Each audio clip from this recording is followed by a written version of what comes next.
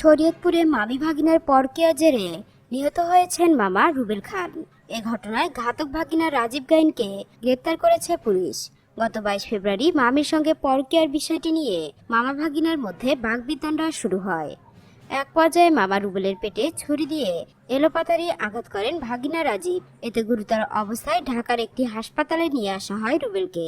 চিকিৎসাধীন অবস্থায় বুধবার সকালে নিহত রুবেল সখীপুর থানার ডিএমখালী ইউনিয়নের ওয়াহাবডলি কান্দি হাসু খানের ছেলে। ঘাতক ভাগিনা রাজীবের বাড়িও একই ইউনিয়নে।